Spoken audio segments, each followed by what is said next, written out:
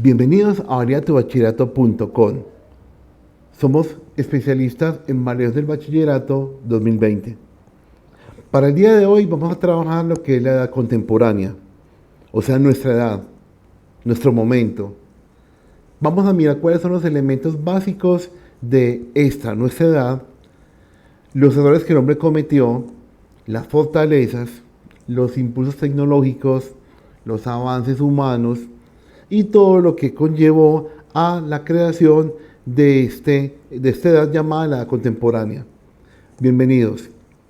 Bueno, entonces encontramos que acá, este fue el mapa que nos dejaron en la edad moderna.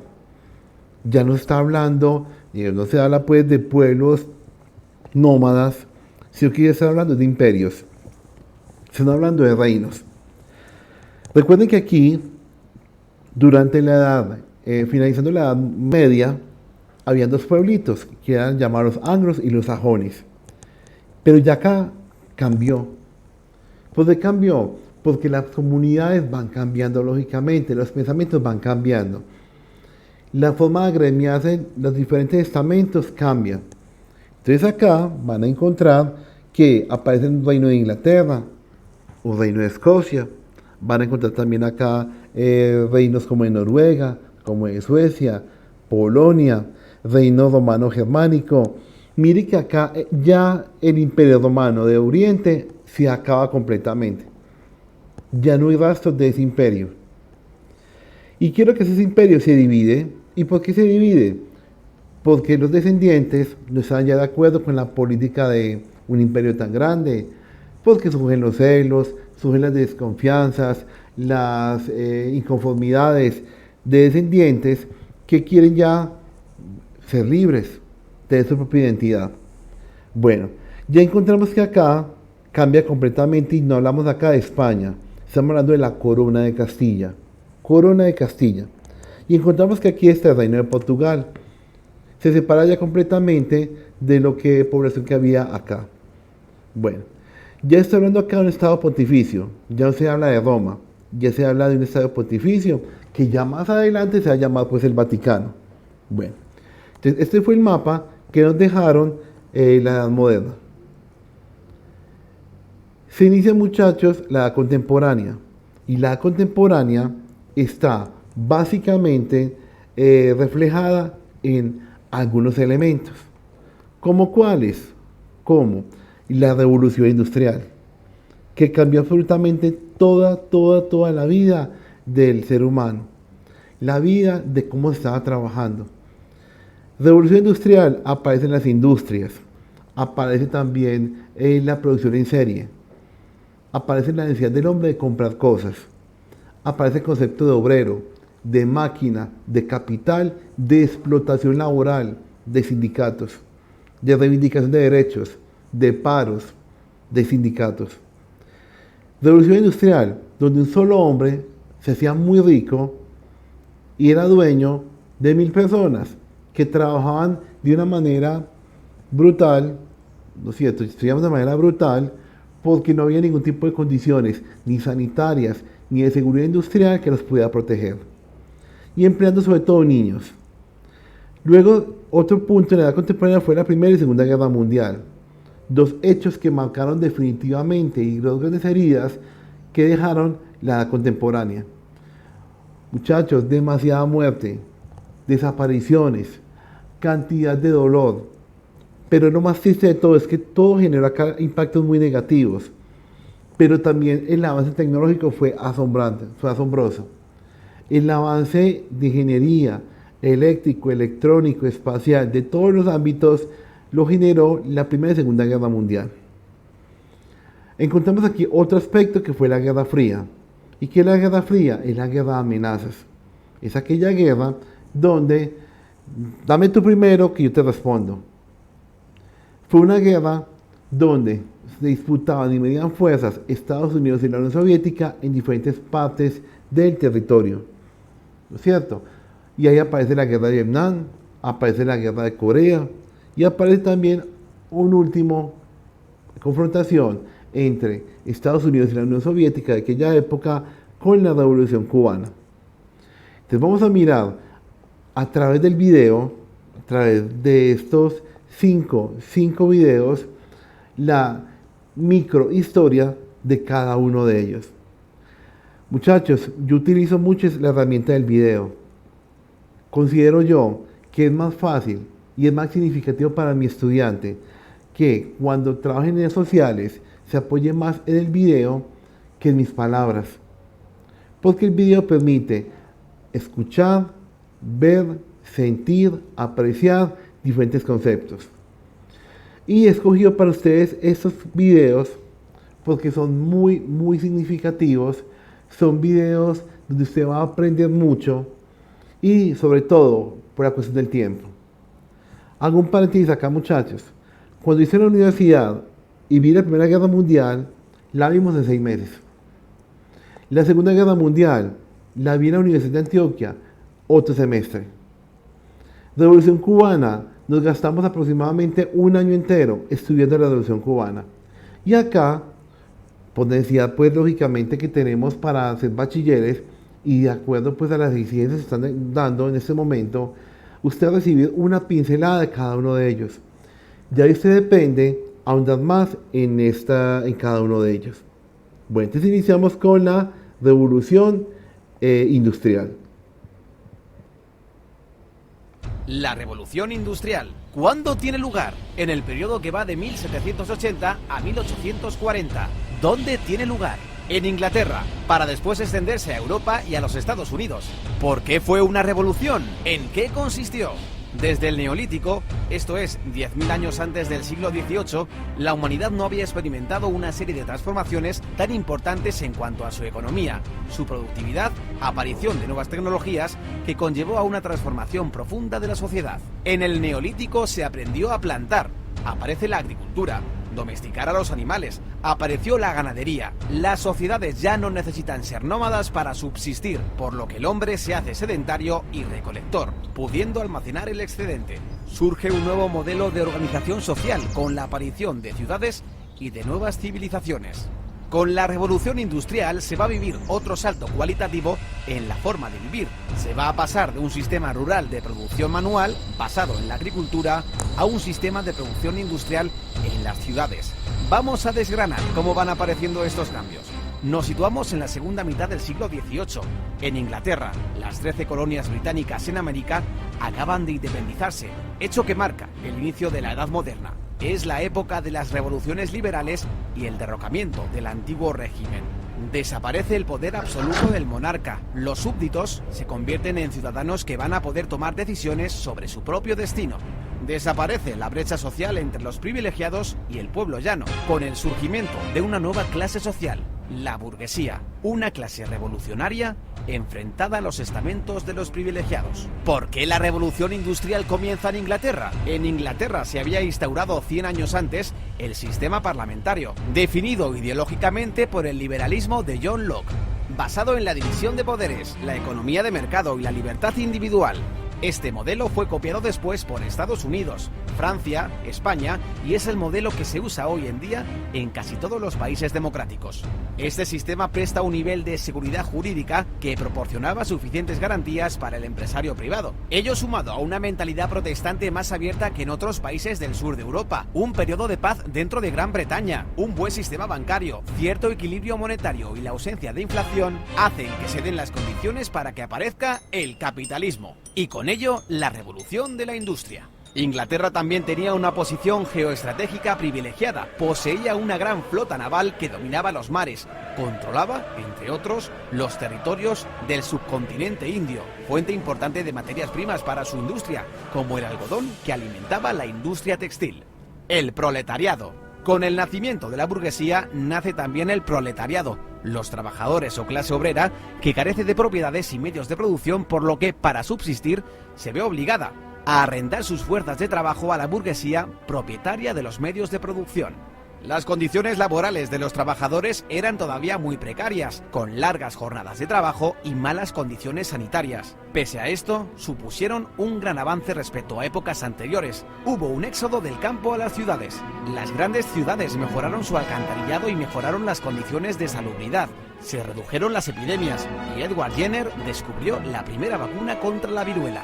Se redujo la mortalidad infantil. La consecuencia fue una gran explosión demográfica. En un siglo se triplicó la población del país. Aumentó la esperanza de vida de los 35 a los 50. El capitalismo trajo progreso y el salario medio en Inglaterra se duplicó. Los precios bajaron y mejoró sustancialmente la calidad de vida. Aunque el nivel de vida mejoró en el cómputo general, los grandes beneficiarios fueron los burgueses, que pasan de ser una clase social revolucionaria a una clase acomodada. La burguesía, cuya situación de privilegio social se basa fundamentalmente en la fortuna, desplaza definitivamente a la aristocracia terrateniente, cuyos privilegios estaban en su origen o en sus vínculos de sangre. Pero el nivel de vida de la clase obrera todavía tendría un amplio margen de mejora, y si no, que se lo digan a Karl Marx. ¿Cuál fue el principal avance tecnológico de la revolución industrial? La máquina de vapor fue un invento que perfeccionó el ingeniero escocés James Watt.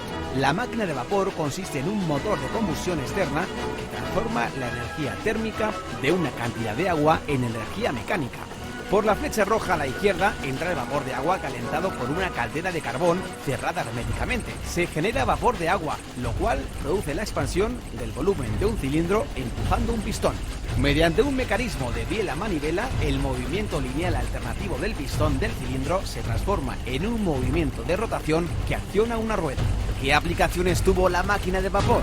La introducción de la máquina de vapor en las distintas industrias fue el paso definitivo en el éxito de la revolución industrial, pues su uso significó un aumento espectacular de la capacidad de producción. Al elevar la capacidad de producción, se disminuye el tiempo de fabricación de los productos, dando paso a la producción en serie. Se simplifican tareas complejas en varias operaciones simples que pueda realizar cualquier obrero sin necesidad de que sea mano de obra cualificada, y de este modo bajar costos en producción y elevar la cantidad de unidades producidas. Los modelos anteriores de máquinas de vapor a los de Watt se habían usado para el bombeo de agua. La máquina de Watt introducía el movimiento rotatorio, por lo que se pudo usar para suministrar energía motriz a otras máquinas, como un molino harinero, un martillo de forja, para elevar carretillas con mineral en las minas mediante raíles metálicos o para la floreciente industria textil del algodón. Pronto se realizaron los primeros experimentos para aplicar el vapor al transporte terrestre.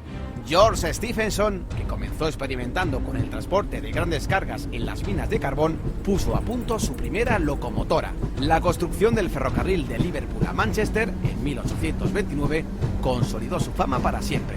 El ferrocarril permitía transportar materias pesadas a 40 km por hora, una velocidad antes impensable, acortando extraordinariamente el tiempo de los desplazamientos y permitiendo vertebrar el comercio interior, escasamente desarrollado hasta entonces.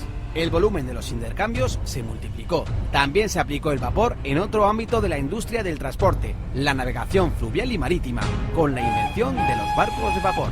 Otro avance digno de mención fue el alumbrado público de gas. Las ciudades se convirtieron en lugares más seguros para viajar. Al instalar lámparas de gas en las calles, se redujeron las tasas de delincuencia. Al final de la revolución industrial, las ciudades se habían transformado. La población de Inglaterra se había triplicado. Las ciudades de Birmingham y Manchester prosperaban como ciudades textiles. Ruedas mecánicas tejían su tela y sus chimeneas echaban humo sin parar. Aparecieron ferrocarriles, modificando y vertebrando el trazado de las ciudades. Y en los muelles, barcos de vapor. La vida cobró nueva animación. De una nación que labraba el campo, Inglaterra de pronto se había convertido en la primera nación industrial del mundo. Pero todo esto solo es el principio, pues a partir de 1850 entramos en la segunda fase de la revolución, conocida como la Segunda Revolución Industrial. Bueno, entonces con el anterior video, creo que nos ha quedado muy claro el concepto de revolución industrial. Los avances tecnológicos, el cambio del sistema político y económico, la manera como el hombre se comenzó a relacionar en el trabajo. ¿Dónde vemos hoy en día la revolución industrial? En nuestros obreros. Si usted puede trabajar dentro de una fábrica y se tiene que trabajar con una máquina en sus manos, ¿no es cierto? O para usted puede desempeñar su trabajo mediante la ayuda de una máquina, usted se parte de las etapas posteriores de la revolución industrial. La fábrica de arepas, la fábrica de hilados, la fábrica de ropa íntima, Las microempresas o las fábricas de confecciones, las que aman zapatos, las que hacen, tintes. Todo eso, muchachos, hace parte de la industria y hace parte, lógicamente, de la revolución industrial. Esa revolución industrial creó mucho excedente, mucho dinero, que fue precisamente lo que ocurrió, o lo que permitió, lo que creó, perdón, la Primera Guerra Mundial. ¿Por qué? Porque necesitaban en esa época carbón, necesitaban en esa época recursos minerales y naturales para poder producir. Y esa fue la consecuencia de la revolución industrial, la Primera y Segunda Guerra Mundial. Bueno, vamos a mirar qué fue lo que ocurrió con la Primera Guerra Mundial.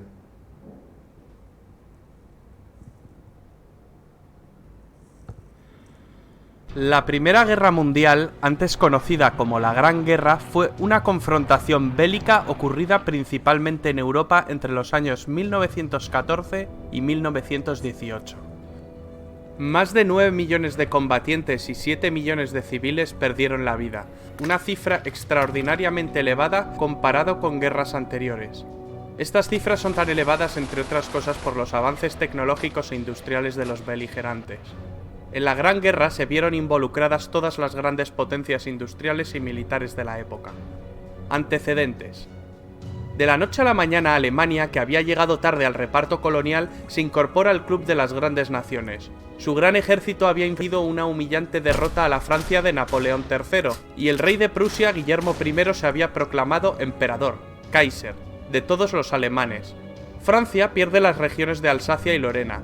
Francia e Inglaterra aparcaron sus diferencias en cuanto el gigante alemán empezó a hacerles sombra, formando la Entente Cordial, Entendimiento Cordial, en 1904, que tras la anexión de Rusia pasó a llamarse la Triple Entente.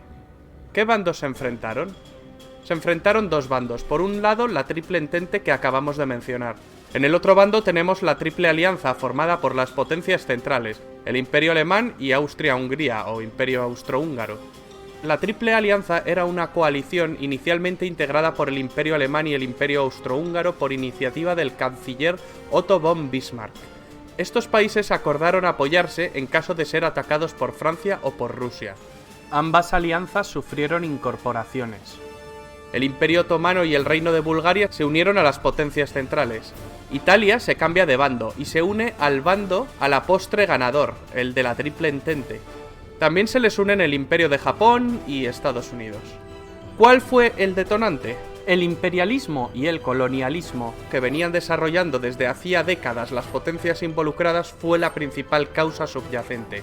Pero la chispa que desató el conflicto se encendió el 28 de junio de 1914 en Sarajevo, con el asesinato del archiduque Francisco Fernando de Austria y su esposa. El asesino era un nacionalista serbio. El asesinato desató una crisis diplomática. Austria, Hungría y Alemania exigieron a Serbia la apertura de una investigación y la actuación en territorio serbio. Serbia se negó en rotundo, con el respaldo de la Rusia del zar Nicolás II. Austria-Hungría finalmente declara la guerra a Serbia. Rusia entonces sale en ayuda de Serbia. Más tarde Alemania mueve ficha y declara la guerra a Rusia y a Francia, e invade Bélgica. Inglaterra se la declara a Alemania, y así sucesivamente.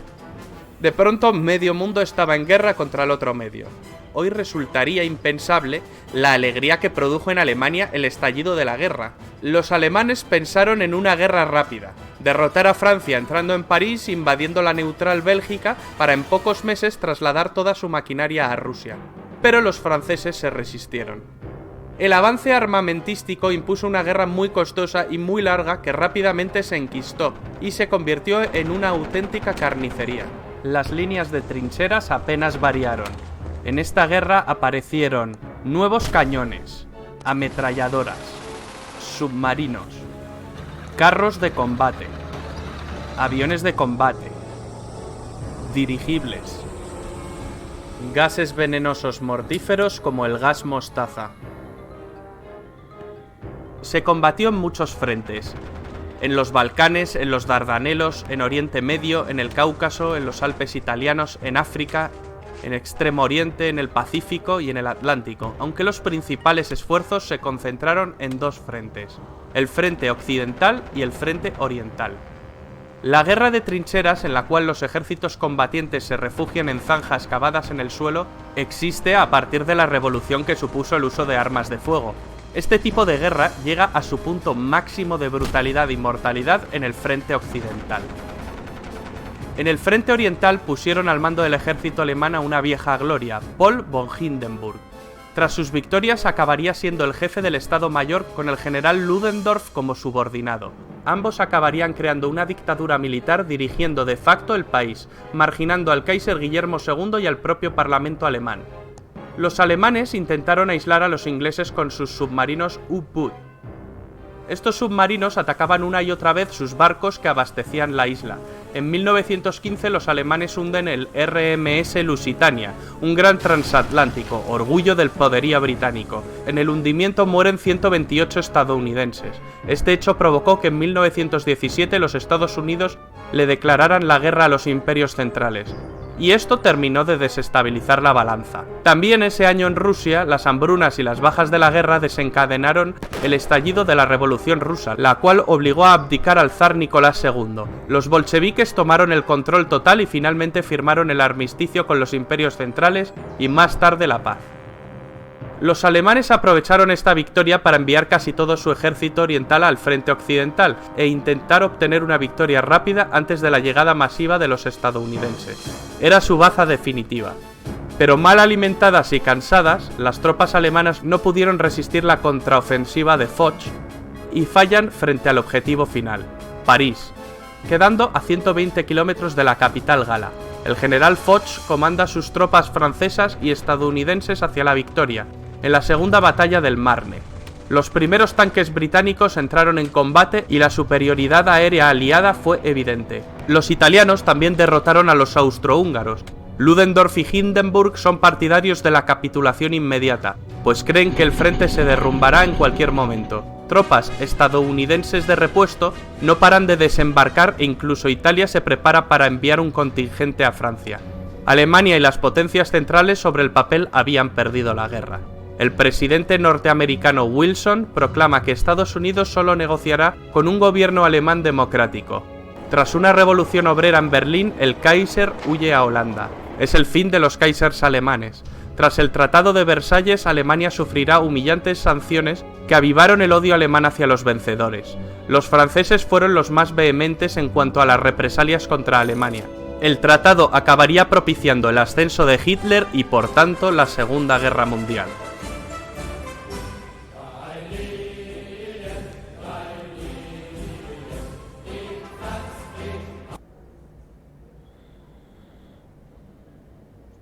Segunda Guerra Mundial. ¿Cuál era la situación antes de la guerra? Por un lado, tenemos a una Alemania que por el duro castigo del Tratado de Versalles que le habían impuesto al perder la Primera Guerra Mundial, estaba muy enfadada. Así que nació el Partido Nacionalsocialista Obrero Alemán, con Adolf Hitler a la cabeza, diciendo que tenían la solución a todos los problemas. Pero sus ideas eran muy locas y peligrosas. Y encima se empezaron a rearmar. El resto del mundo haciendo la vista gorda. Por otro lado tenemos a Italia, porque Italia había sido una de las ganadoras de la Primera Guerra Mundial, pero le dieron tan poco al final que no le llegaba ni para pagar los gastos de la guerra. Así que el descontento nacional hizo subir al poder al partido fascista de Mussolini, amigo de Hitler. Así que Hitler se alía con Italia y con Japón en el Pacto del Eje para llevar a cabo sus planes. Pero vamos a ver, Japón, ¿por qué Japón con lo lejos que está? Pues porque también tenía las mismas ideas de expansión que Hitler, pero en Asia, así que cada uno en su terreno y sin molestarse, claro, y defendiéndose en caso de necesidad. Bueno, vamos a dejar a un lado el tema de Japón, teniendo en cuenta que no se quedaba con los brazos cruzados, y hacía de las suyas. Cerca de Alemania tenemos Austria, con una gran mayoría nazi. Así que simplemente entraron las tropas y se quedaron en 1938. Bueno, y ya que estamos, pues ala, parte de Checoslovaquia. Hitler quiere más y mira hacia Polonia, pero tenía un problema, Rusia. Así que se puso en contacto con Stalin para que se quedase también quietito mientras invadía Polonia. Rusia aceptó, a condición de repartirse Polonia. Esto hizo que Inglaterra y Francia, que no les gustó nada, le declararan la guerra. Se puede decir que así se inició la Segunda Guerra Mundial. Fecha oficial, el 1 de septiembre de 1939. Lo siguiente fueron tierras escandinavas. Dinamarca no presentó resistencia y Noruega no les fue muy difícil. No quiero dejar pasar por alto la tremenda crueldad hacia los judíos y personas que Hitler consideraba parias. Murieron cerca de 11 millones de judíos, de ellos 1 millón eran niños. A cualquier persona que considerasen inferior le podían mandar a los campos de concentración. Eran homosexuales, testigos de Jehová, incluso músicos de jazz. Se podía hacer un vídeo solo con las crueldades realizadas. Pero vamos a volver a los movimientos de la guerra. Después de invadir Escandinavia, Hitler ataca por el oeste, pillando desprevenidos a los aliados.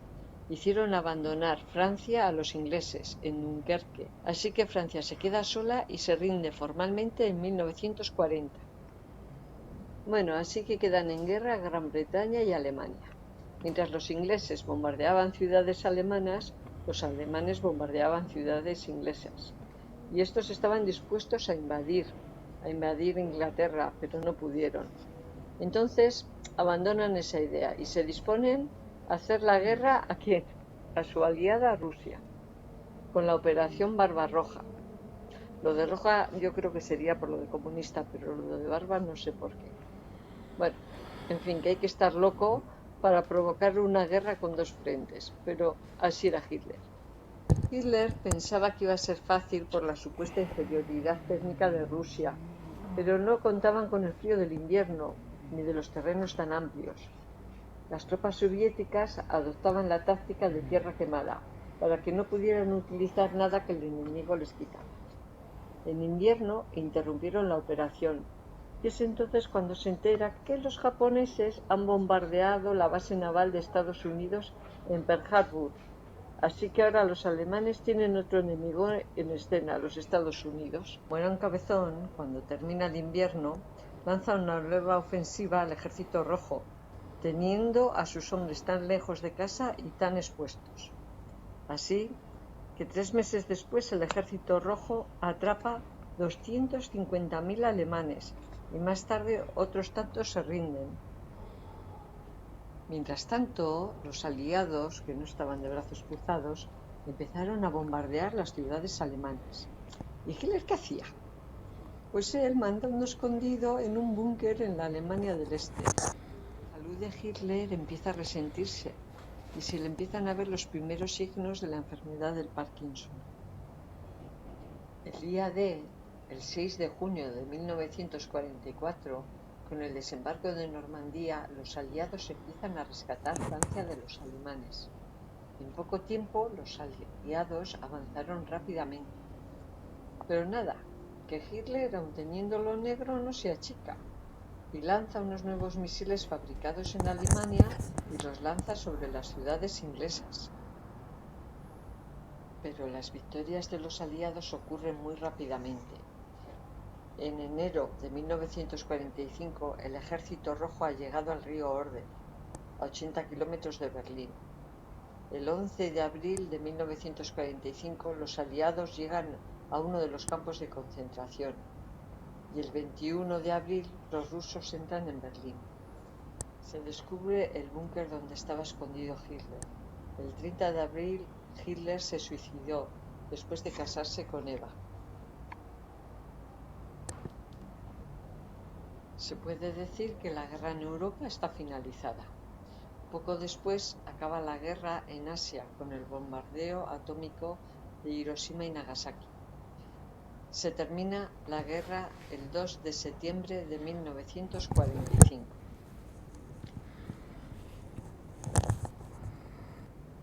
Bueno, como pudieron apreciar, la Segunda Guerra Mundial involucró muchas vidas humanas.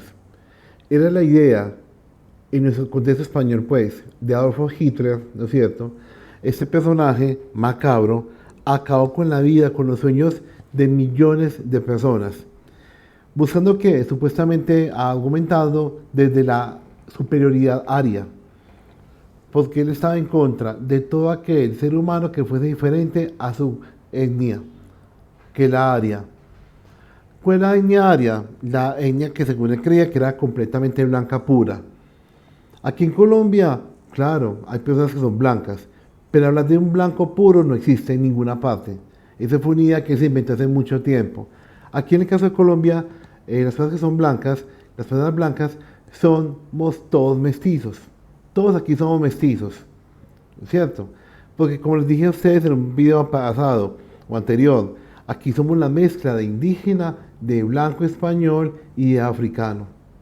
Entonces, hablar de una superioridad racial en este momento, siglo XXI, es algo muy ridículo, es algo completamente ridículo, es algo que uno dice, Dios mío, pues, ¿qué le pasa a la gente? Hoy en día todos y todas somos iguales ante la ley. Todos y todas tenemos nuestros derechos y también tenemos nuestros deberes. Hablar hoy en día de una superioridad por un color de la piel, eso es lo más absurdo que puede haber. Y me van a perdonar la palabra, muchachos, eso es lo más estúpido que un ser humano pueda tener el día de hoy en pleno siglo XXI. Entonces, sabemos que todos somos iguales.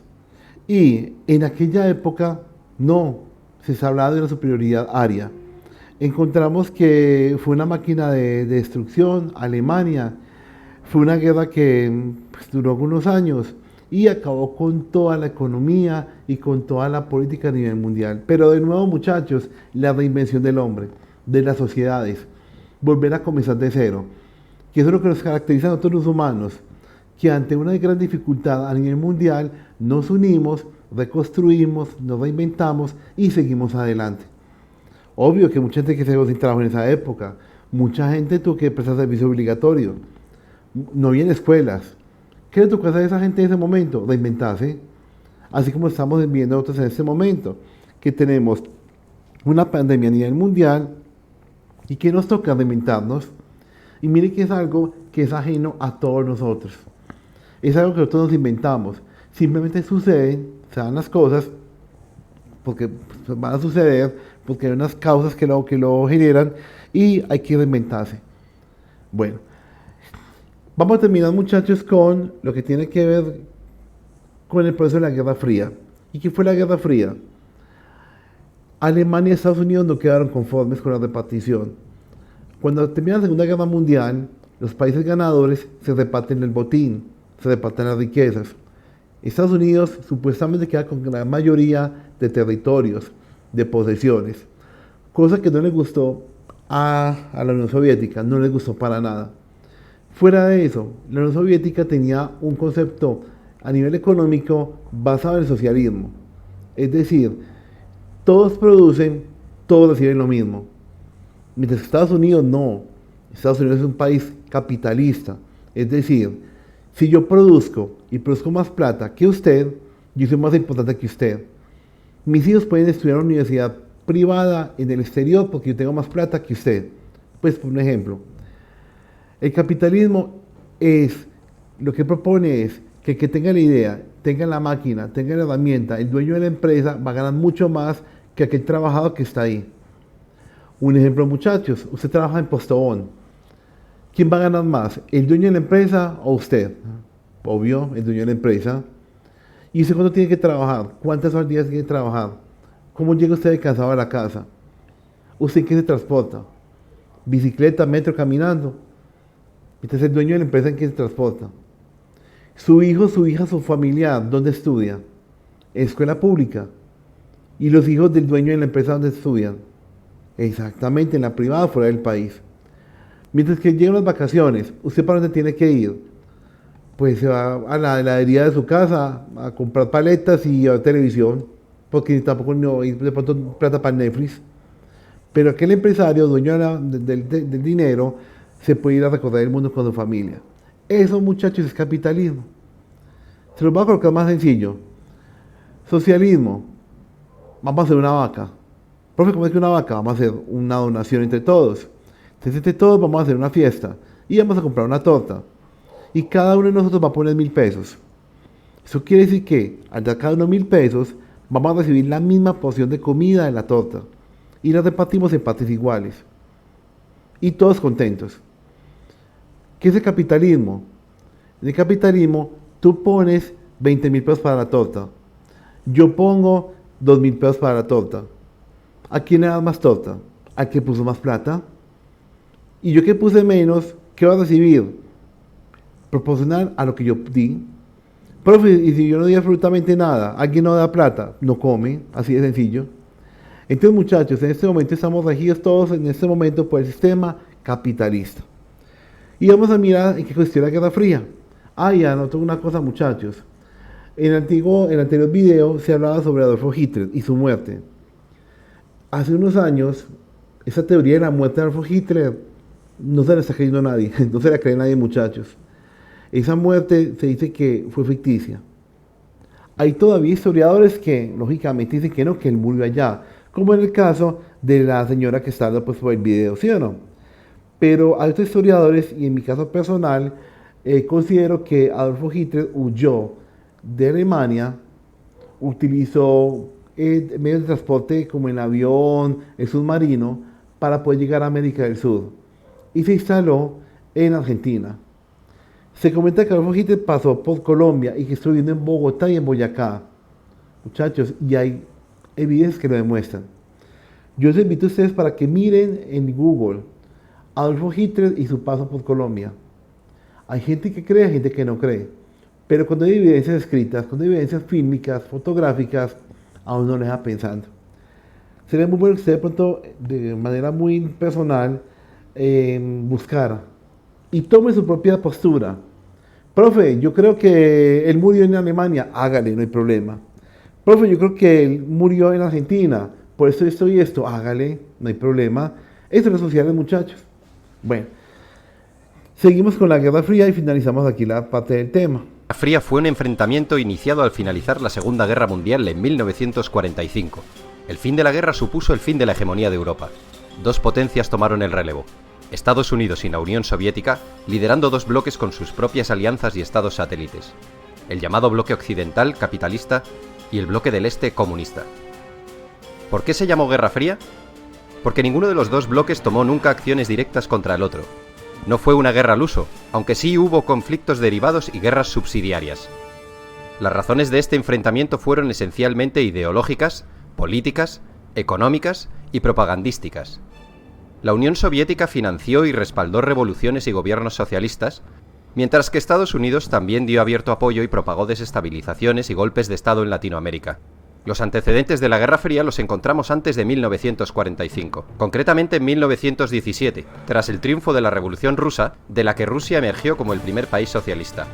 Este fue uno de los primeros eventos que provocó erosiones considerables en las relaciones ruso-estadounidenses.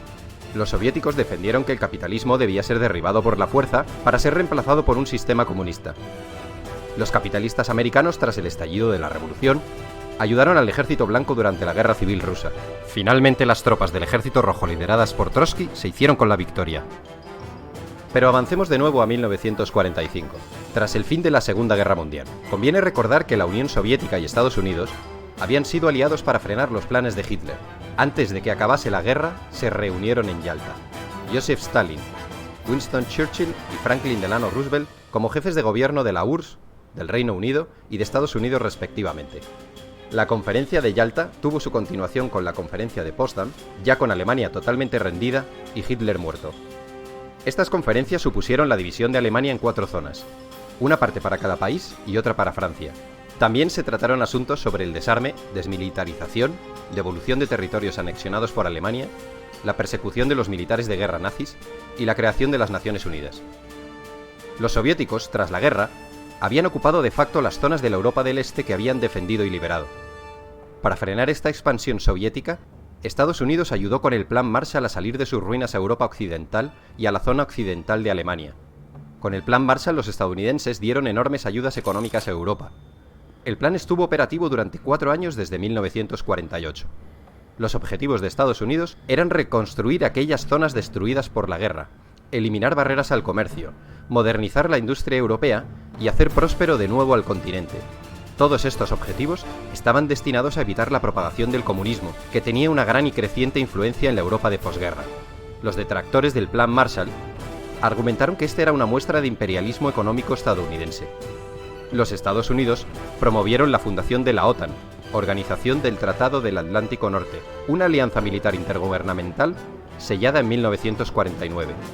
La organización constituía un sistema de defensa colectiva en la cual los Estados miembros acuerdan defender a cualquiera de sus miembros si son atacados por una facción externa.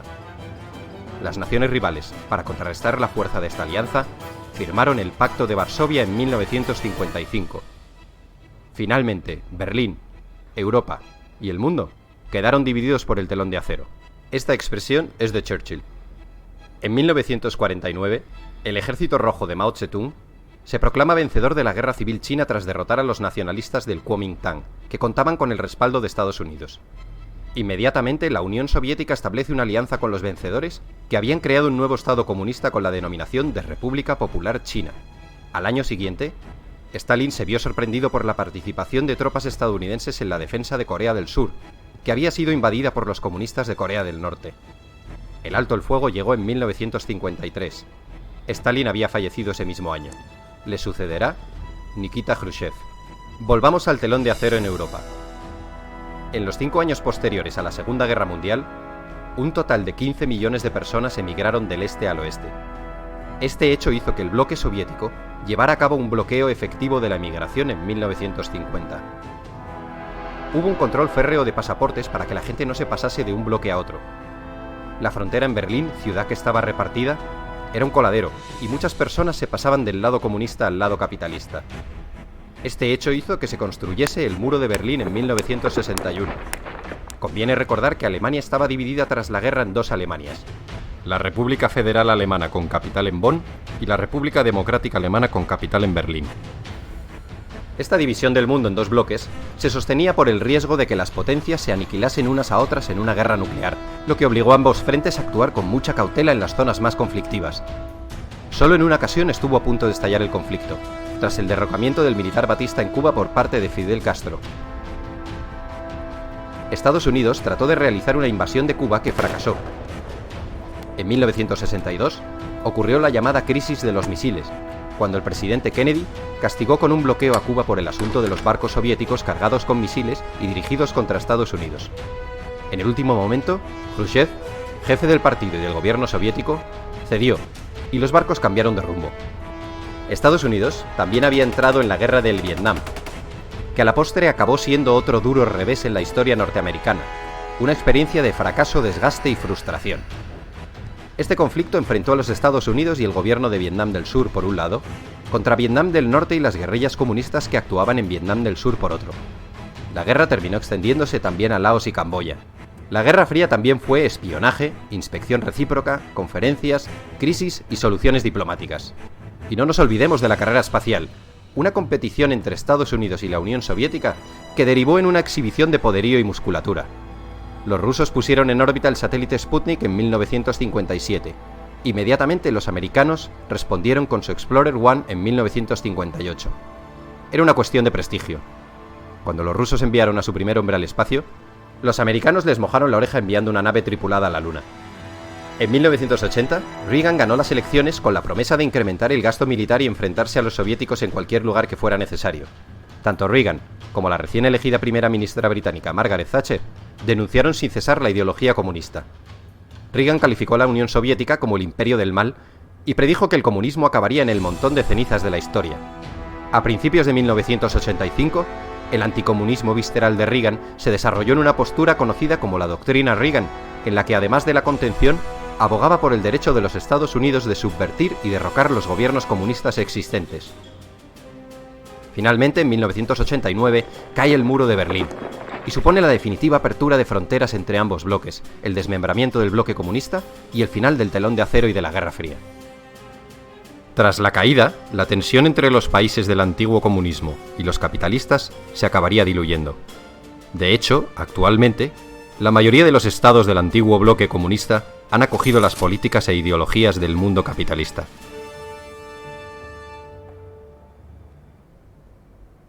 Bueno, muchachos, esto es lo más importante que sucedió durante la edad contemporánea. Que no olvidemos, la revolución industrial que cambió la forma de trabajar del hombre.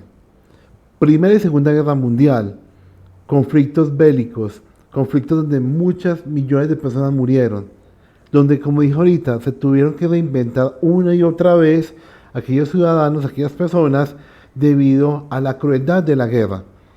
Y también la Guerra Fría, que fue esa guerra de amenazas entre Estados Unidos y la Unión Soviética de aquella época, buscando un poderío militar, un poderío ideológico. Bueno, entonces hasta acá hemos trabajado lo que tiene que ver con la edad contemporánea a nivel mundial. En las próximas entregas vamos a trabajar lo que es Colombia en sí. Vamos a trabajar lo que es la parte política, la parte económica y la realidad significativa de nuestro país.